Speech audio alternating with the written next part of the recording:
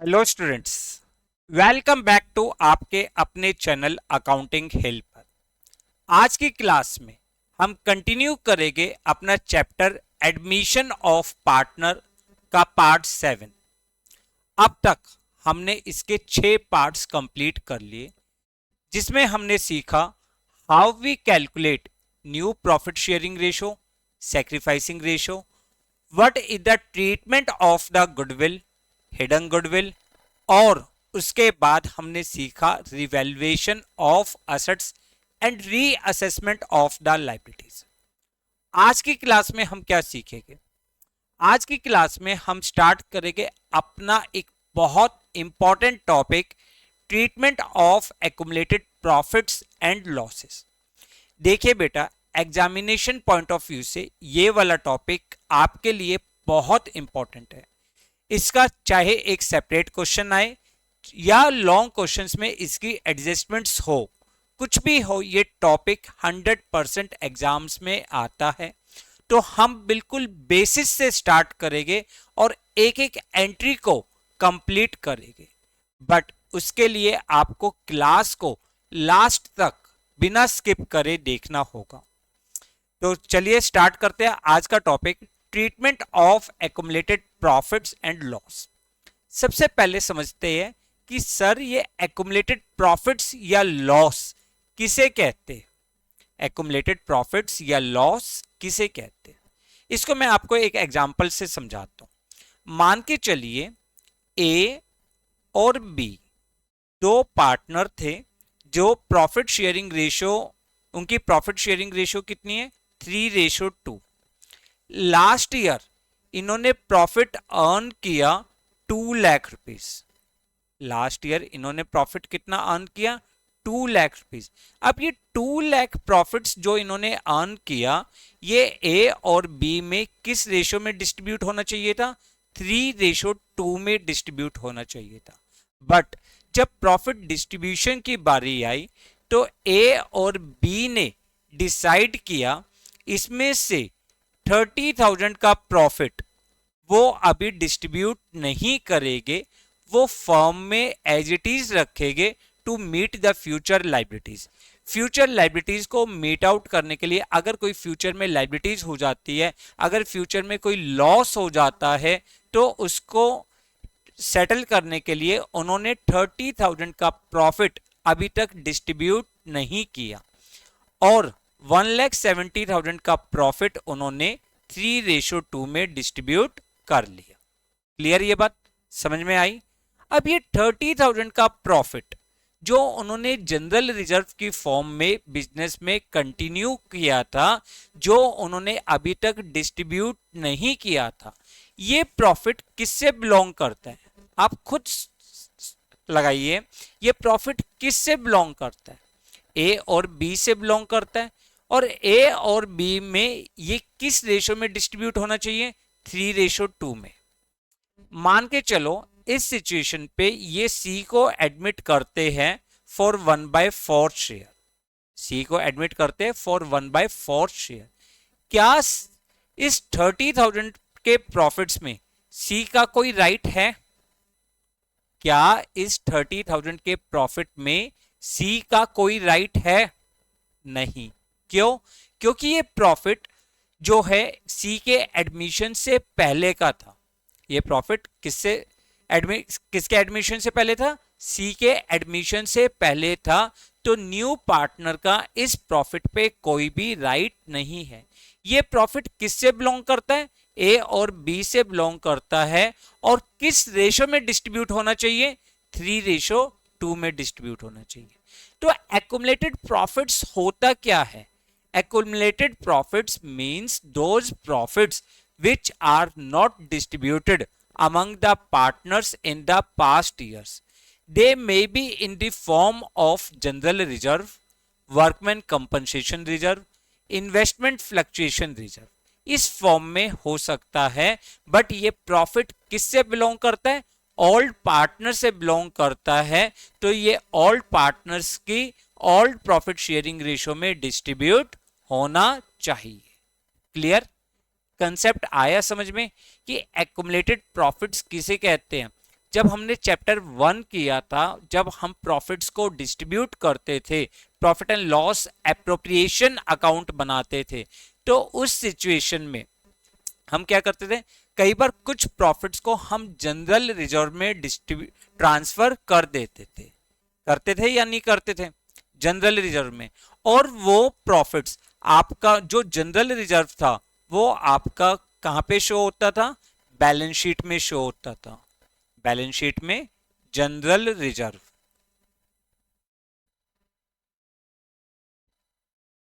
But ये general reserve किससे belong करता है? ओल्ड पार्टनर से बिलोंग करता है। तो ये आपके ओल्ड पार्टनर्स में डिस्ट्रीब्यूट होना चाहिए। क्लियर है ये कंसेप्ट? इसी तरीके से कुछ एक्युमुलेटेड लॉसेस होते हैं, इसी तरीके से कुछ एक्युमुलेटेड लॉस होते हैं, कुछ डेफर्ड रेवेन्यू एक्सपेंडिचर्स होते हैं जो हो तो हमारे पास्ट ईयर में गए थे, पर उनको अभी तक हम राइट ऑफ नहीं करा, हमने उनको अभी तक राइट ऑफ नहीं किया। तो क्या वो नया पार्टनर उस लॉस को बियर करने के लिए तैयार होगा? नहीं ना। तो इसलिए हमें बहुत ध्यान से इस टॉपिक को समझना है कि treatment of accumulated profits and loss, जो भी आपके एक्युमुलेटेड प्रॉफिट्स होते हैं या एक्युमुलेटेड लॉस होते हैं at the time of admission of the new partner, they belong to old partners, so they must be settled in old partners capital account in their old profit sharing ratio. किस ratio में? Old profit sharing ratio में settle होने चाहिए। अब ध्यान से समझिए इस बात को। अगर बैलेंस शीट में जब नया पार्टनर फर्म में एंट्री करता है, उस टाइम बैलेंस शीट में आपको लायबिलिटी साइड जनरल रिजर्व दिया हो, जनरल रिजर्व दिया हो या रिजर्व फंड दिया हो, या आपको यहां पर प्रॉफिट एंड लॉस अकाउंट, जिसे हम कौन सा बैलेंस कहते हैं? क्रेडिट बैलेंस दिया। ठीक है, अगर ये आइटम्स आपको बैलेंस शीट में लायबिलिटी साइड गिवन होते हैं, तो ये ओल्ड पार्टनर्स के कैपिटल अकाउंट में, ओल्ड पार्टनर्स कैपिटल अकाउंट इन ओल्ड प्रॉफिट शेयरिंग रेशो, कहां पे? ओल्ड प्रॉफिट शेयरिंग रेशो में डिस्ट्रीब्यूट हो जाने चाहिए। क्लियर? और पार्टनर्स के कैपिटल अकाउंट में कौन सी साइड आएगी? Credit side. क्यों? क्योंकि ये प्रॉफिट से रिलेटेड एंट्री है, और प्रॉफिट जब हम पार्टनर्स में डिस्ट्रीब्यूट करते हैं तो पार्टनर्स की कैपिटल क्या होती है? इंक्रीज होती है। तो पार्टनर्स की कैपिटल अकाउंट में क्रेडिट साइड आएगा। क्लियर? और अगर बैलेंस शीट में एसेट साइड, बैलेंस शीट में एसेट साइड आपको कोई भी प्रॉफिट एंड लॉस का डेबिट बैलेंस, यानी ये वो लॉस है जो अभी तक पार्टनर्स में डिस्ट्रीब्यूट नहीं हुआ, या कोई भी deferred revenue expenditure, deferred revenue expenditure दिया हो, जैसे एडवर्टाइजमेंट सस्पेंस अकाउंट। अब ये दोनों फिगर्स आपकी कौन सी होती है? एक्युमुलेटेड लॉस की होती है। कौन सी फिगर होती है? एक्युमुलेटेड लॉस की। तो ये ओल्ड पार्टनर्स के कैपिटल अकाउंट में, old partners capital account debit side, कौन सी साइड? डेबिट साइड आपकी ओल्ड पीएसआर में हम इसको राइट ऑफ कर देते हैं। देखो ध्यान से, अभी आपको मैं एक एक चीज बहुत डिटेल में समझाऊंगा, क्वेश्चंस की प्रैक्टिस भी करवाऊंगा, बट पहले जरा कंसेप्ट को समझने की कोशिश करिए, क्योंकि कंसेप्ट आपके लिए बहुत इंपॉर्टेंट है। क्लियर? देखो अब इसकी जर्नल एंट्री क्या होगी।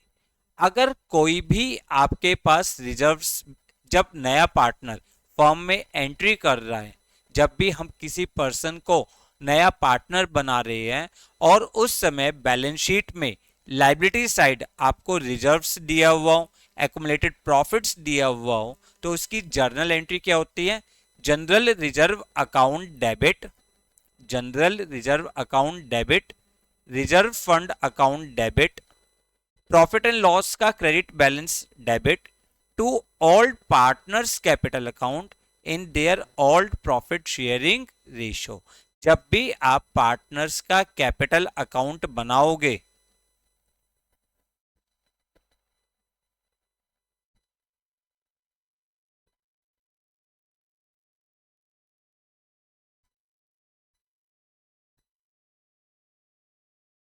देखो A B C, A B और सी, मान के चलिए ए और बी दो पार्टनर्स है, तो आप ऑल पार्टनर्स के कैपिटल अकाउंट में credit side all profit sharing ratio में आप प्रॉफिट्स को ट्रांसफर कर दोगे।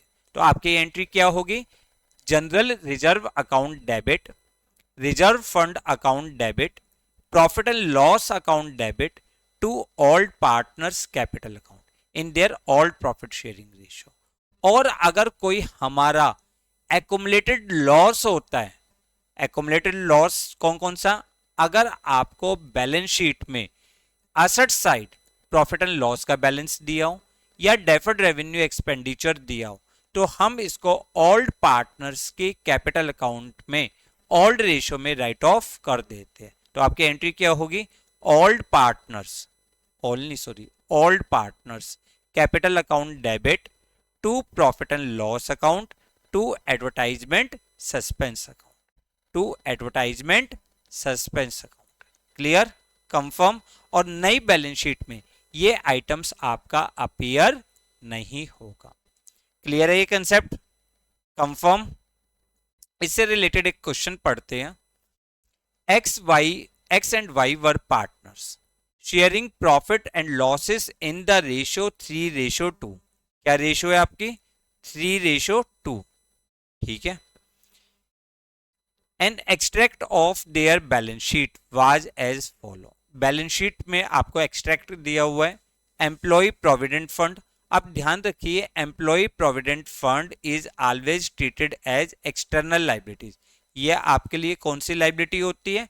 External liability. अगर यहां पर कोई भी चेंजेस आएंगे तो वो आपके रिवैल्यूएशन अकाउंट के थ्रू आएंगे। उसके बाद आपको क्या दिया है? General reserve. क्या क्या दिया हुआ है? General reserve, profit and loss account और जनरल रिजर्व। ये तीनों फिगर्स आपके लिए कौन सी फिगर है? एक्युमुलेटेड प्रॉफिट्स की फिगर है। क्लियर? एडवर्टाइजमेंट एक्सपेंडिचर अकाउंट, ये आपके लिए कौन सी फिगर है? लॉस की फिगर है। They admit Z as a new partner for 1/5 share. Give journal entries. आपको कौन सी एंट्री पास करनी है? जर्नल एंट्रीज पास आउट करनी है। तो सबसे पहले हम प्रॉफिट्स को डिस्ट्रीब्यूट करने की एंट्री करते हैं। हमारी एंट्री क्या होगी? Contingency reserve.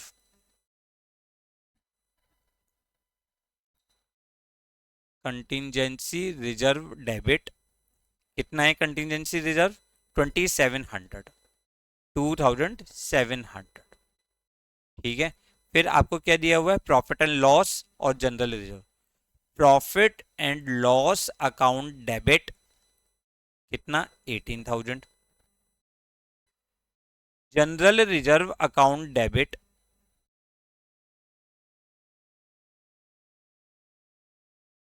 कितना जी? 30,000। ठीक है। अब ये तीनों प्रॉफिट्स किस में डिस्ट्रीब्यूट होने चाहिए? एक्स और वाई में डिस्ट्रीब्यूट होने चाहिए। किस रेशियो में होने चाहिए? 3:2 में होने चाहिए।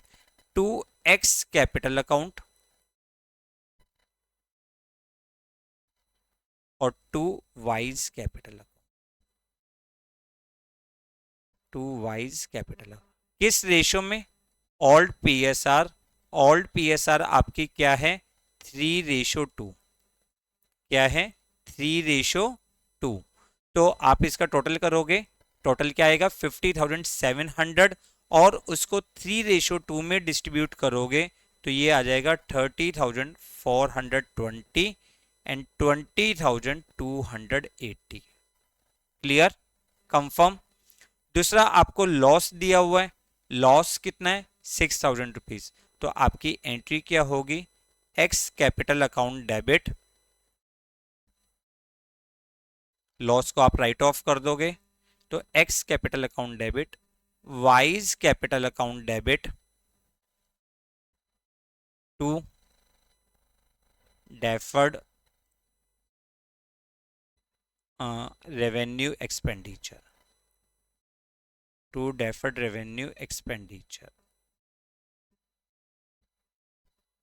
कितना अमाउंट है? 6,000। देखो यहाँ पे एडवर्टाइजमेंट एक्सपेंडिचर दिया है, तो आप एडवर्टाइजमेंट एक्सपेंडिचर लिख लीजिएगा।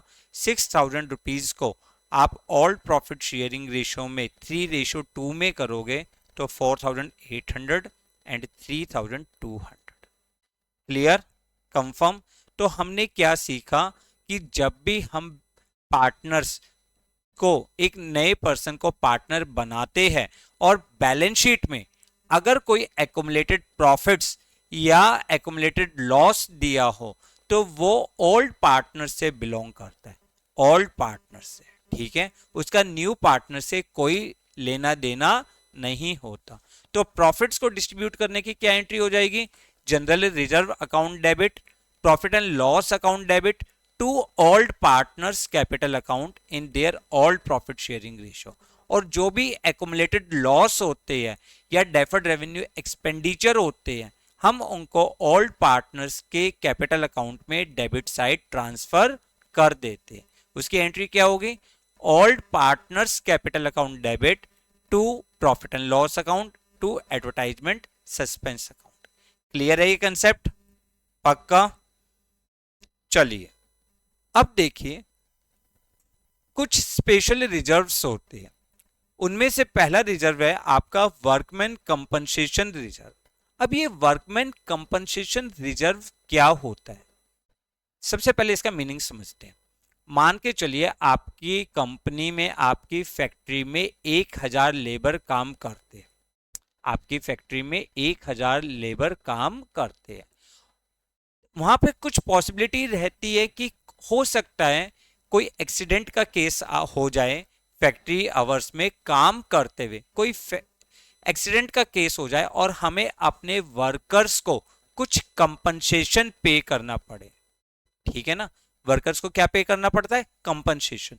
तो पार्टनर्स डिसाइड करते हैं कि कुछ प्रॉफिट का कुछ हिस्सा हम वर्कमैन कंपनसेशन रिजर्व में ट्रांसफर कर देते हैं। ध्यान से समझिए, वर्कमैन कंपनसेशन रिजर्व क्या है?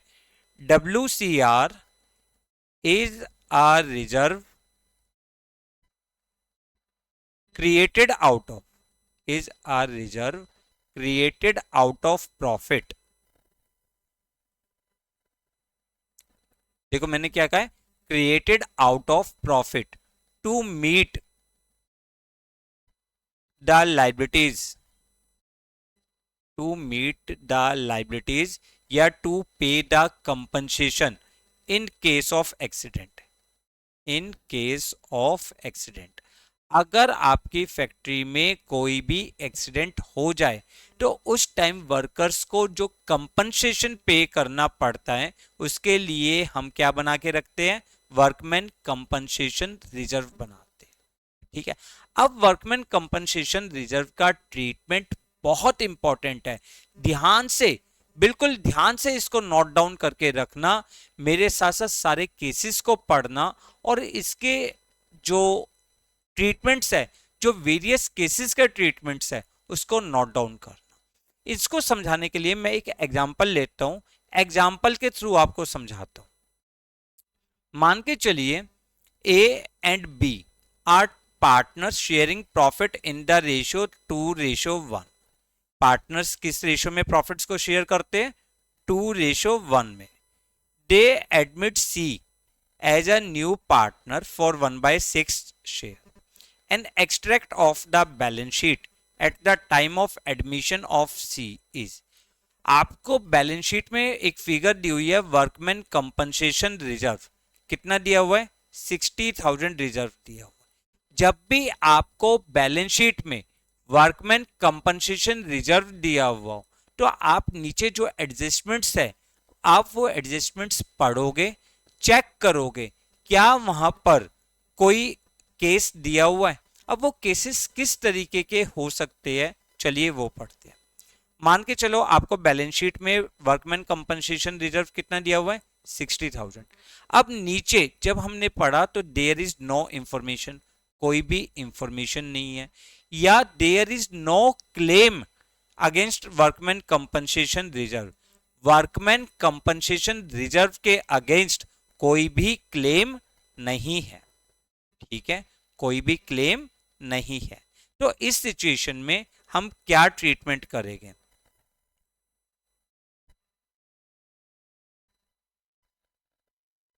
देखो ट्रीटमेंट क्या होगा, अगर हम ट्रीटमेंट लिखें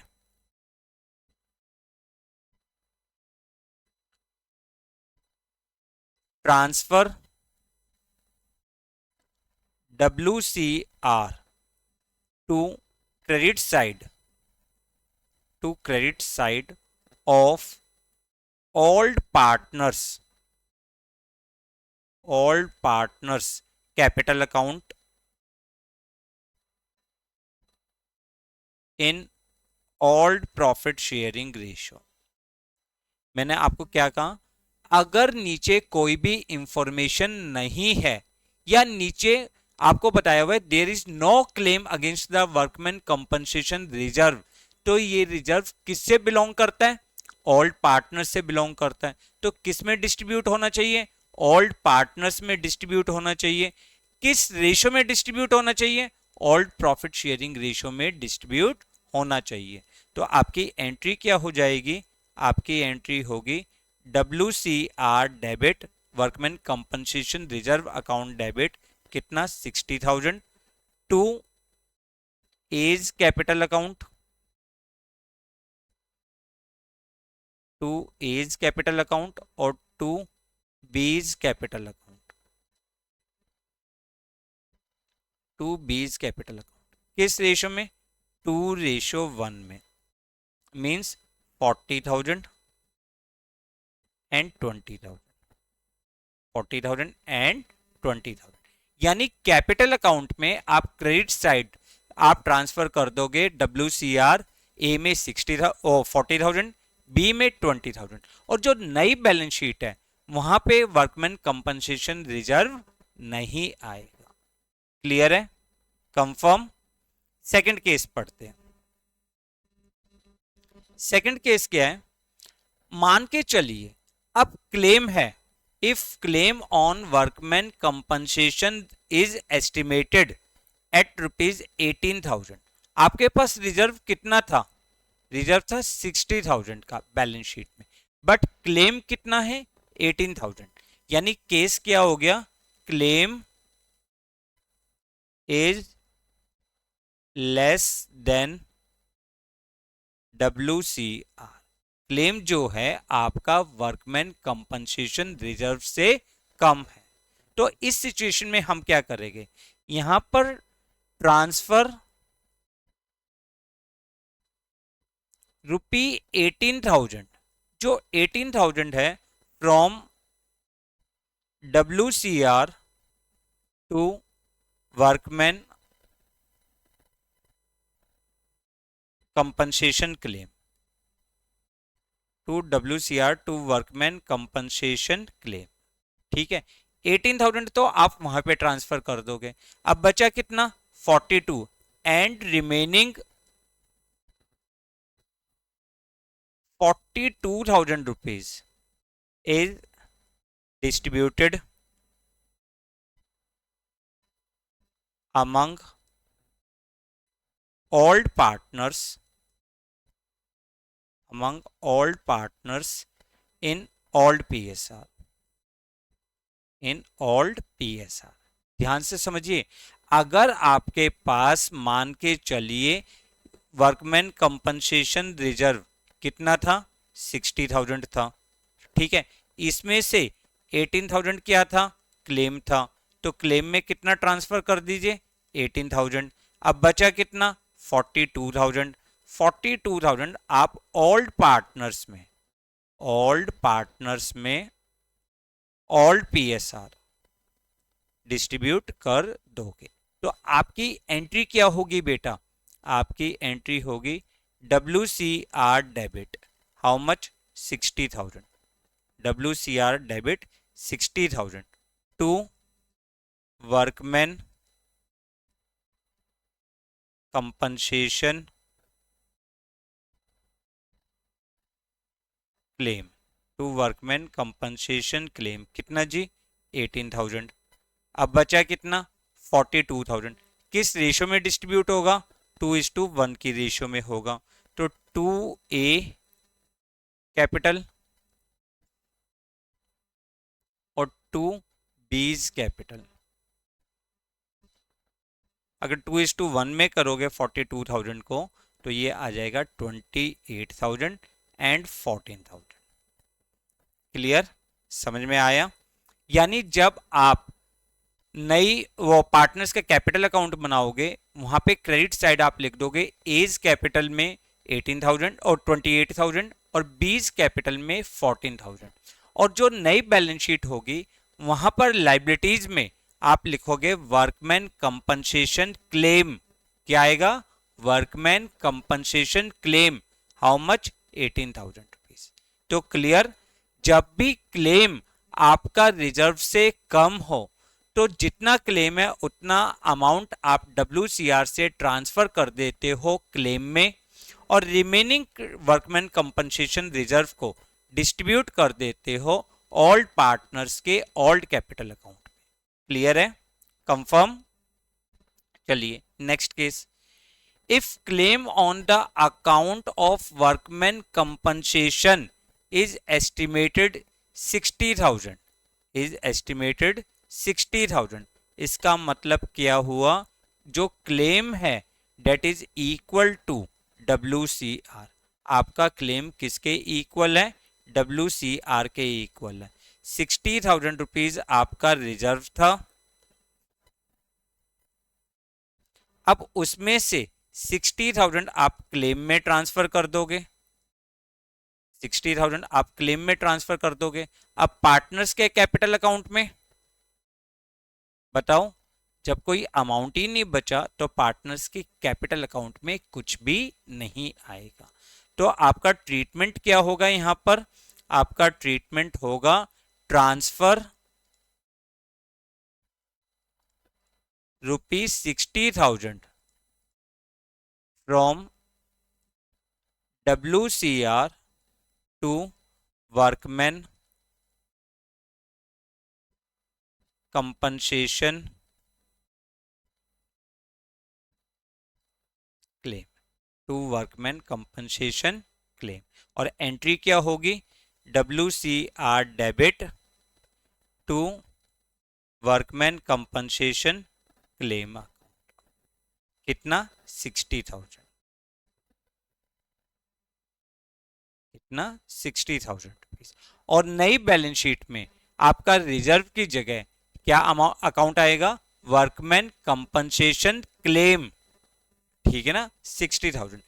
कैपिटल में कुछ भी अमाउंट नहीं आएगा। क्लियर। तो पहला केस हमने क्या सीखा, पहला केस की कोई भी इंफॉर्मेशन नहीं है तो सारा का सारा पार्टनर्स में डिस्ट्रीब्यूट कर दो, क्लेम है ही नहीं। सेकंड में क्लेम है पर क्लेम कम है, claim is less than WCR, तो जितना क्लेम है उतना क्लेम में ट्रांसफर कर दो, एक्सेस अमाउंट को पार्टनर्स में डिस्ट्रीब्यूट कर दो in their old profit sharing ratio. Entry क्या हो जाएगी WCR debit 60,000 to workman compensation claim 18,000 to A's capital 28 and to B's capital 14,000। Clear.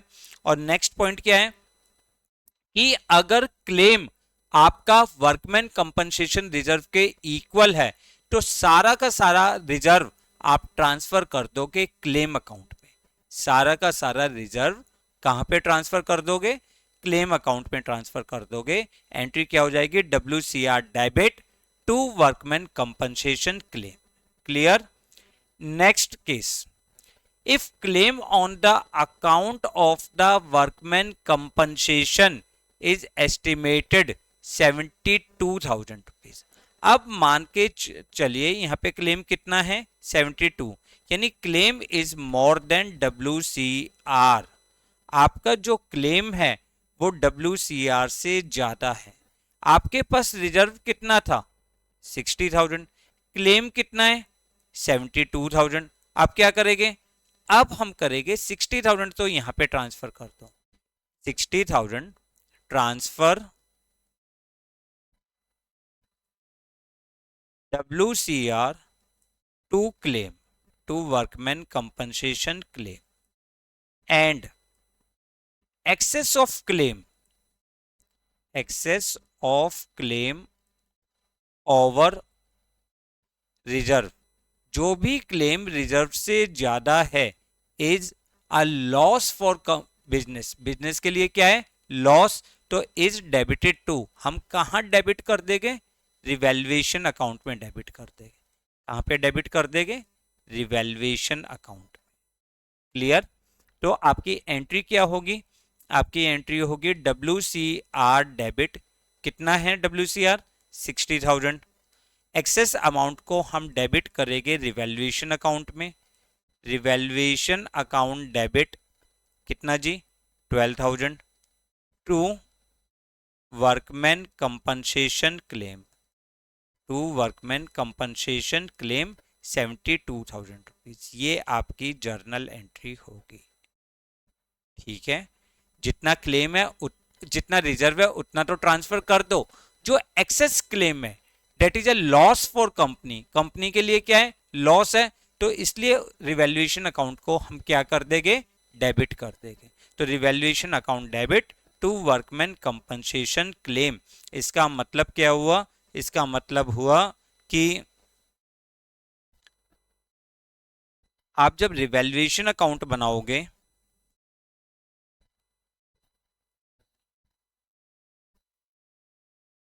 यहां पे आप वर्कमैन कंपनसेशन क्लेम, जो आपका क्लेम है 12,000 रुपीज, ठीक है, क्लियर, कैपिटल अकाउंट में इसकी कोई एंट्री नहीं होगी, और जो नई बैलेंस शीट आपकी बनेगी, नई बैलेंस शीट, वहां पे आप वर्कमैन कंपनसेशन क्लेम लिख दोगे 72,000 रुपीज, कितना लिख दोगे 72,000 रुपीज। इस लॉस को आप पार्टनर्स में डिस्ट्रीब्यूट कर सकते हो, और भी लॉस हो सकता है, उस लॉस या प्रॉफिट को आप पार्टनर्स के कैपिटल अकाउंट में ट्रांसफर कर दोगे।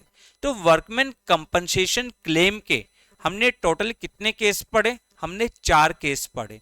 पहला केस हमने पढ़ा कि जब हमें कोई भी इंफॉर्मेशन गिवन नहीं थी तो हमने सारा रिजर्व ट्रांसफर कर दिया था पार्टनर्स के कैपिटल अकाउंट में। सेकंड हमने पढ़ा, अगर क्लेम कम है, रिजर्व से क्लेम कम है, तो जितना क्लेम है उतना WCR से आप ट्रांसफर कर दो क्लेम अकाउंट में, और excess of reserve over the claim it distributed among the old partners in old profit sharing ratio. Clear, और थर्ड था कि अगर क्लेम वर्कमैन कंपनसेशन रिजर्व के इक्वल है तो सारा का सारा रिजर्व जो है आप वो क्लेम में ट्रांसफर कर दोगे। और फोर्थ, अगर क्लेम ज्यादा है WCR से, अगर क्लेम ज्यादा है WCR से, तो जितना आपका वर्कमैन कंपनसेशन रिजर्व था उतना क्लेम अकाउंट में ट्रांसफर कर दो, और एक्सेस लॉस को आप रिवैल्यूएशन अकाउंट में डेबिट कर दो। आई होप आपको ये सारा टॉपिक बहुत अच्छी तरीके से क्लियर हो गया होगा। नेक्स्ट क्लास में हम एक बहुत इंपॉर्टेंट टॉपिक स्टार्ट करेंगे, इन्वेस्टमेंट फ्लक्चुएशन रिजर्व। जब तक आप आज की क्लास को बहुत अच्छी तरीके से पढ़कर रखिए, वीडियो को लाइक और शेयर करना बिल्कुल भी ना भूलें। Thanks a lot for watching the video.